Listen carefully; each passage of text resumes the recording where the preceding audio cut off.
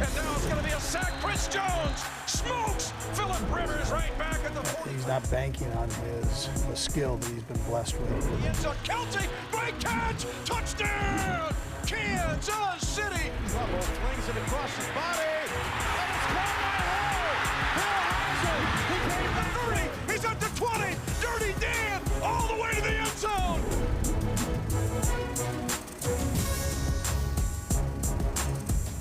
It is a victory edition of Chiefs Rewind, a 33-28 victory over the Baltimore Ravens. Mitch Holthus, voice of the Chiefs, with you along with Barbershop. Sean Barber, 10-year NFL veteran. About what we expected. We knew it was going to be a slug it out. Two AFC elite teams.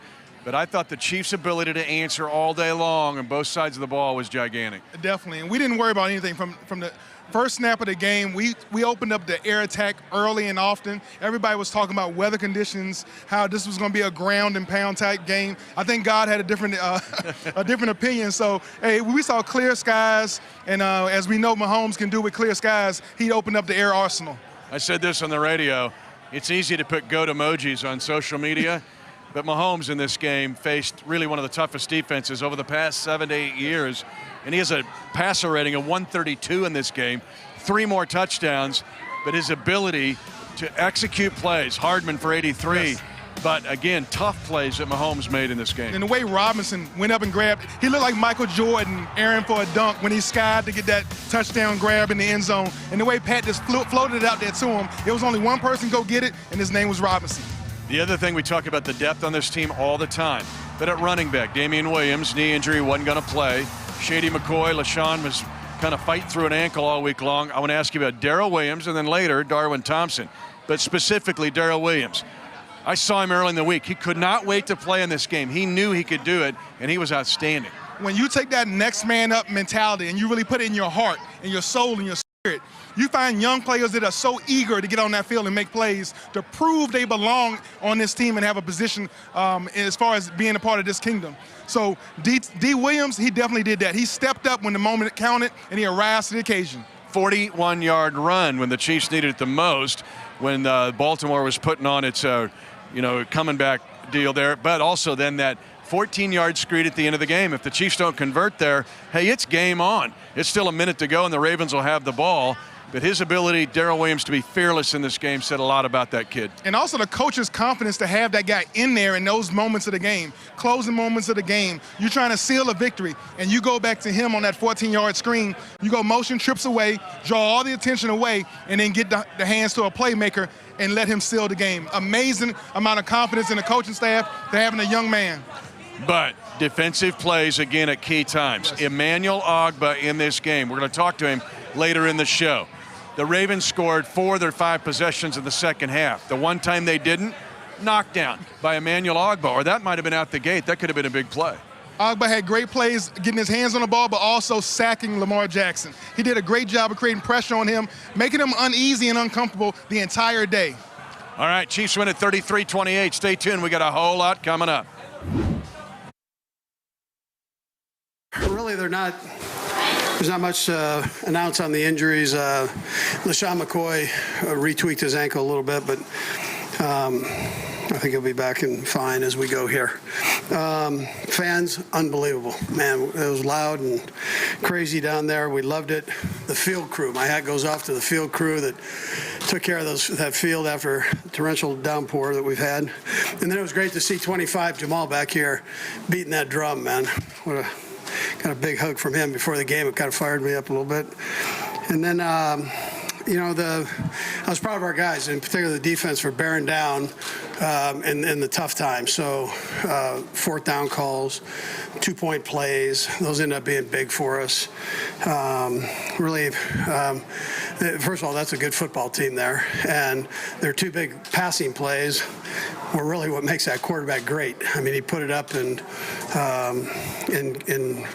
bad conditions, but made plays. So he's a heck of a player. John Harbaugh's done a great job with that team over the years. I think this is his 11th year, but I'm proud of him for the job he's done. Frank Clark's sack was big at a big, crucial time. You bring these guys in here, and that's what you hope for right there. And he stepped up at a crucial time. Offensively, I thought we did a nice job offensively. Patrick had another big day. The runners combined for over 100 yards, did a nice job. Receivers, you saw our young McCole there make some big plays, and Sammy made some big, Kels. And then the offensive line, that's a huge challenge. That's a physical football team right there. And I challenged both offensive and defensive line early in the week, and I thought they stepped up and kept pushing. It wasn't pretty, but they kept pushing throughout the whole game, and we were able to come away with a victory. And then Dustin, 225 games, man. That's pretty incredible. It's a record here. So my hat goes off to him, and he's still booting it. So tribute to him. All right, with that, time's yours. Andy, you guys ask a lot of Pat every week, but with Fisher out and Tyreek out and Damian Williams out, did you feel like you were going to be in the game when they ended today for you guys to win? Yeah, I wouldn't. Yeah, I didn't go in thinking that, Adam. I mean, that's not how I was saying. I trust that the other guys were just going to step up and play and do a good job, and each one of them collectively, had a pretty good day. So when it was all said and done, it ended up, they took advantage of that opportunity, having a chance to play. Darrell Williams had a couple big hitters there for us down the stretch. John's aggressive.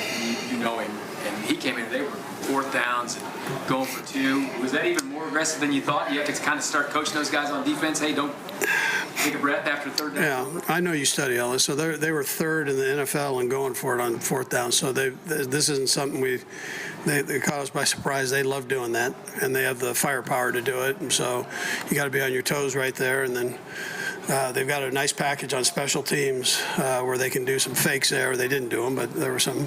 Hey, Randy, great seeing you, man. Doggone, good seeing you, man. Huh? All right. Glad you shaved that thing off. Last drive, the 3rd and 8, I think it was. What went into the decision to go ahead and pass? I know it was a bit of a conservative. The last situation? Yeah. Well, we go through that every week, those situations, and not that you want to be in them, but we go through them. So with that. That was Pat's play, and my hat goes off to him and Mike, and that room right there is tremendous. Joe Blameyer doesn't get enough credit for all the stuff he does. I mean, he's the name behind the scenes that kind of helps feed some of these things that we do here. So there are a lot of guys that go into this whole thing that we've been doing offensively, and that one there was Pat's call. He wanted that play if we got into that situation, and so we called it. It's designed to, or no, it wasn't his design. It was actually off the play from the week before, but hey, you're supposed to know that, man. Second week in a row was kind of a slow start. Why are they getting Penalties, right? I mean, penalties. We shot ourselves in the foot right there. We moved right down the field, and then 2 penalties back to back, or a penalty and a sack, whatever it was, back to back. Can't do that. Not against a good team. So you do that, you're going to get behind.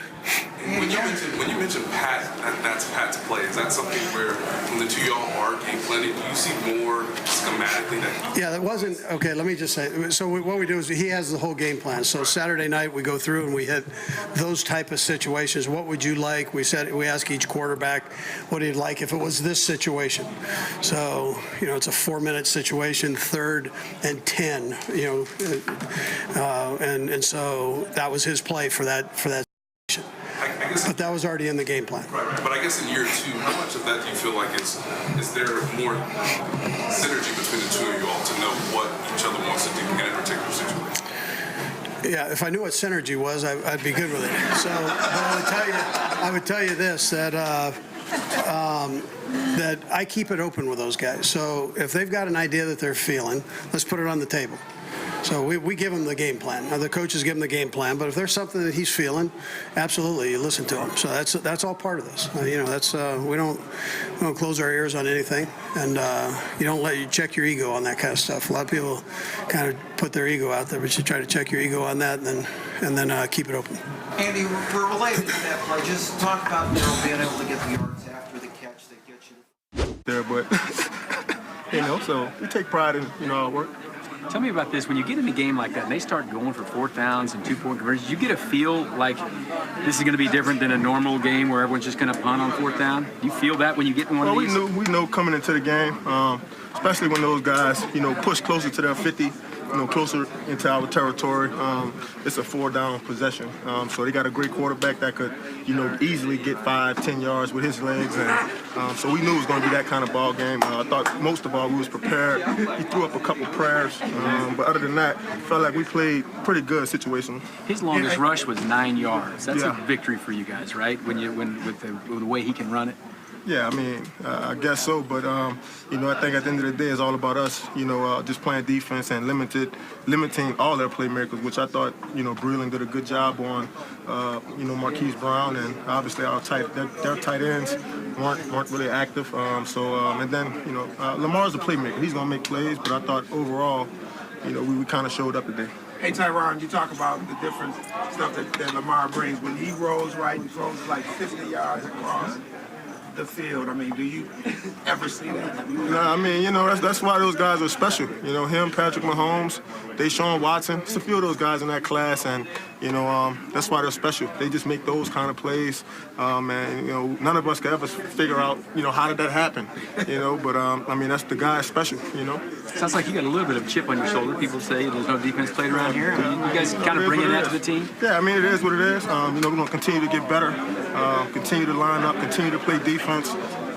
Everybody outside of this building doesn't matter. We know our goals. We know what we're capable of, and we're going to continue to push towards that. How about the couple of weeks this guy has had? But let's talk about this Ravens game. First of all, the toughness you guys had to show to keep answering this team, because they push back, and then you push back. What about answering them? Man, they got a great quarterback in Lamar, so, that offense, it got explosive. The running game started going, but, as the offense, Coach Reed, Pat was just telling us, hey, it's on us. We got to answer. We got to score, and that's what we did, and got the first down at the end to win it. So let's talk about your 83-yarder. That was gigantic, backed up. Now, when you heard that play call, were you thinking, ooh, this might go to the house? Oh, man, yeah. We was talking about it all day, all week in practice, that the safety, if he don't get over, the seam will be open.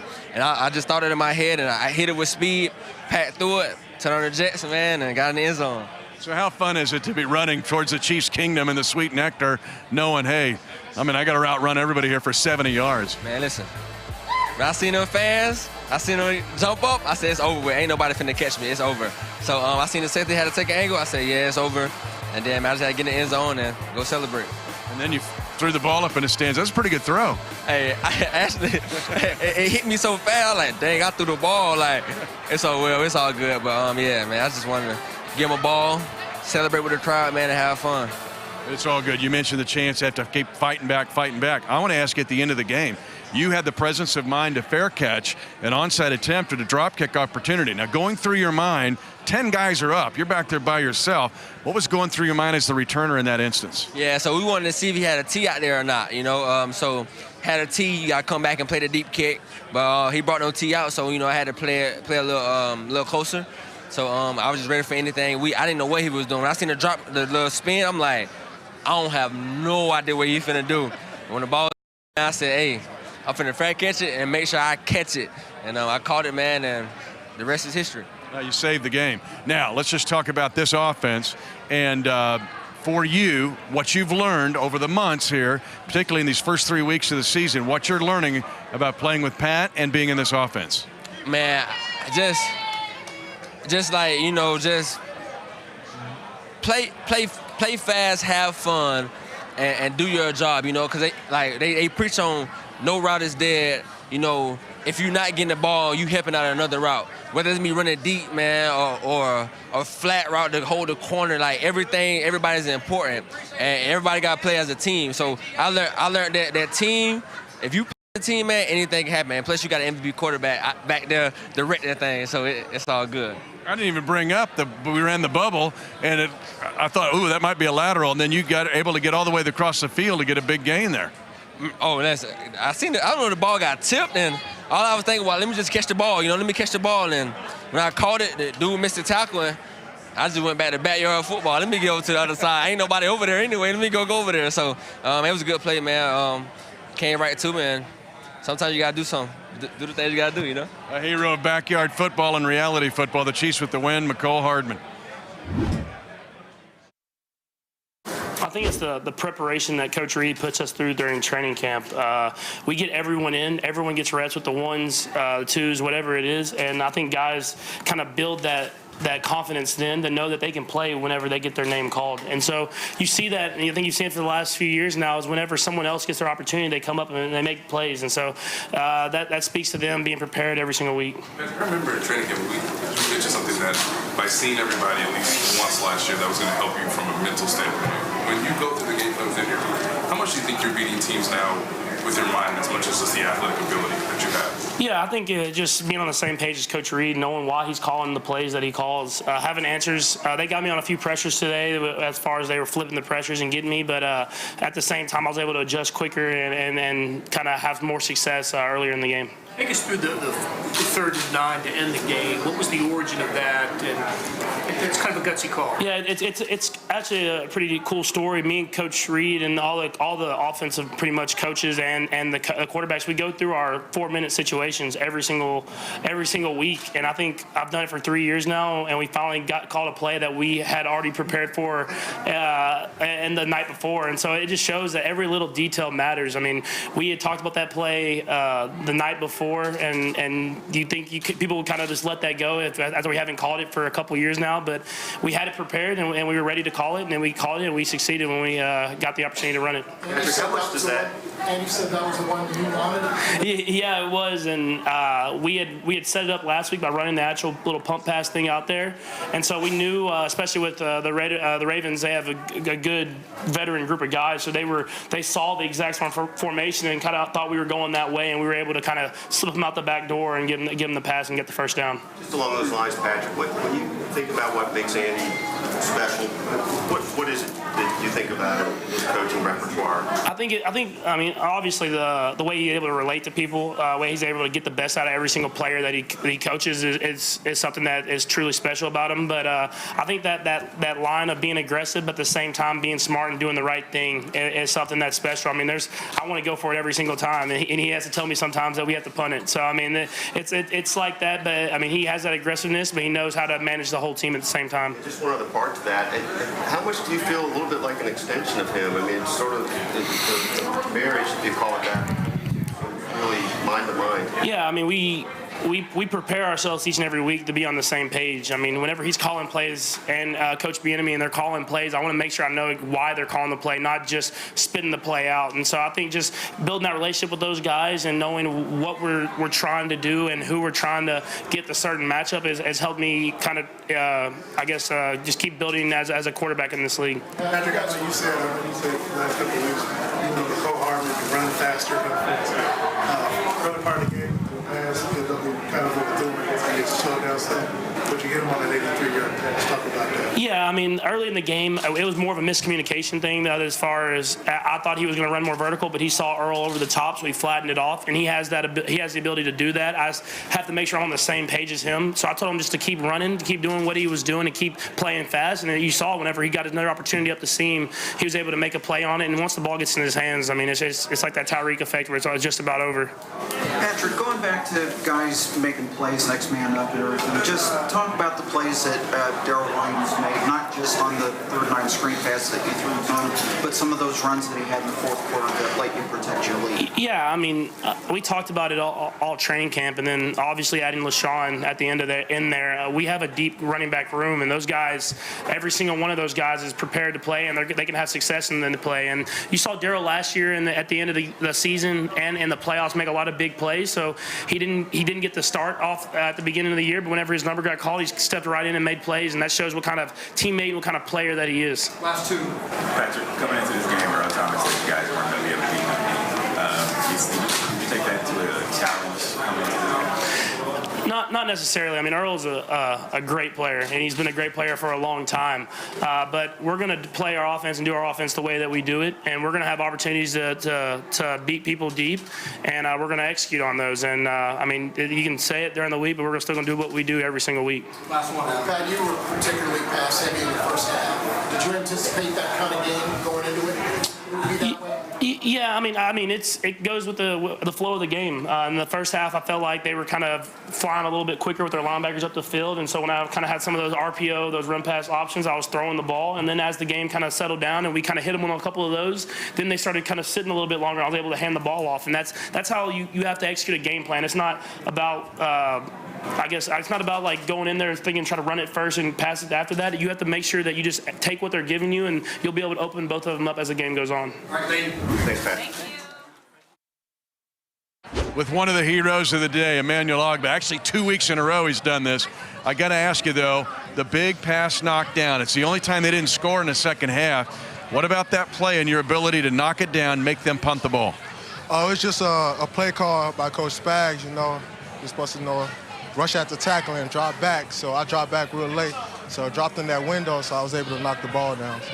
And a sack and a half. Able to get pressure on a guy that is hard to sack. What about your ability to pressure without letting him get out of the gate? Oh, I know he's all about speed, you know, it's all about film. You know, I watched a lot of film on him, saw his tendencies, you know, that's how I was able to stop him. So. Now, I want to ask you about staying in the lane. That's what, I mean, Spags was talking to me all week long about it. Tempting to kind of try to do too much against this guy. What about the discipline that you and everybody else on defense needed to have in this game? We knew we had to keep him in the pocket. So, you know, that's all we did. That's all we focused on, keeping him in the pocket. But, you know, he broke out a couple times. He's an athlete. He's going to. But I feel like we did a good job, but it's a lot of stuff we got to improve on, you know, by letting those leaky yardage. How disciplined do you have to be? Because isn't it tempting to go kind of out of your realm? Oh, it's definitely tempting, you know. Sometimes you can see that open window, and you know you can't take that shot unless you know for sure you're going to make the play or you're going to leave the defensive player out to dry. So. When we picked you up, I was very excited. Your excitement to be part of the Chiefs Kingdom and watching you since you got here, how awesome is it for you to be here and all a part of this? Oh, it's definitely awesome. I felt welcome when I got traded, so, you know, it's good to be wanted, so that's all I'm going to say. Yes, sir. One of the heroes of not only this day, but last week as well, number 90, Emmanuel Ogbah. Coach, you survived the first quarter. Your defense then makes adjustments. Talk about the defensive discipline it takes to play against a quarterback like Lamar Jackson. Yeah, well, you saw even when we had him, he was making plays. So his two biggest plays came off of just like those and catches and everything. So you got to play the whole play with him all 4 quarters. And but that's what makes him a great player. Your defense, before that last Ravens drive, the top 2 receivers, 4 for 14, Marquise Brown just 2 for 9. Can you talk about your secondary? He did a nice job. Really, you take away those 2 big plays, and it was really a pretty good day right there. So they got a few runs on us, but other than that, you know, in the pass game, we did a pretty good job. I was pleased with them, and then the effort. I mean, the guys kept coming, had a good rotation going, but they kept pushing. Last week on the plane, I took a look at LeSean McCoy. I would have said he's not going this week. He is one tough individual. Can you talk about his influence, not only as a player, but in the locker room? Well, he's a pro. He does it with a smile on his face. Comes to work, loves every day that he has a chance to play. He's always been that way, even when he was a pup. And so I love seeing him get in and have a good day. And then you're right. What went on from last game day to today, he spent an ample amount of time with Rick. I thought Rick did a phenomenal job with him. And then he about lived in that training room. So, you know, he tweaked it a little bit today. It got sore on him, but he sure put in some good miles there. You called Darrell Williams' number there at the end with a screen pass. He looked like a man on a mission. He was. He wasn't going down. He had a nice day, too. So he had a couple big plays for us, and, you know, it worked out well. 2 big victories on the road to start the season. How good did it feel to play in front of your home crowd? Oh, it was unbelievable, man. They are so loud. They're good now. I mean, that's championship caliber right there now. The Sea of Red was rolling, man, and we appreciate every bit of that. All right, I let you off the hook last week. Win number 210. You now stand alone at 6th all time. I know you're a humble man, But that means, to put that into perspective, there are just 5 human beings in the now 100-year history of our league that have won more than you do. I want to put you on the spot, but years from now, when you look back at your Hall of Fame career, how do you want your players to describe you? Oh, geez. I can tell you the last time I was 210 was probably in the 6th grade, so it puts me right in perspective with that. But listen, I just said I was honest and I coached. I mean, I've been blessed to have great players and great coaches. So this isn't a one-man show. These kind of things are kind of one-man tributes, but it took a whole army to get to that point, and I've loved every minute of it. Well, Coach, we're blessed to have you here. That's all I know. Congratulations. This is a big one. Enjoy it. Thanks, Dan. I appreciate you. There's nothing like victories in the National Football League, particularly you get one against an elite team like the Baltimore Ravens. But there was a lot of talk about the Ravens taking away the Chiefs' chunk plays or big plays. So the Chiefs did exactly that, though, in this game, both in the run and the pass. Yeah, you saw Earl Thomas leading up to the week made a statement about him being the difference in the big game. He was going to take away the big play. But now that the game is over, we see the Chiefs have plays of 83 yards, 41 yards, 36 yards, and another one for 36 yards, and a couple other ones for 20. So thinking you're going to take away the big play, that's one thing to say it, but it's a whole nother thing to try to do it. Chiefs did this without 3 offensive starters as well. So I have to ask you played in this league for 10 years.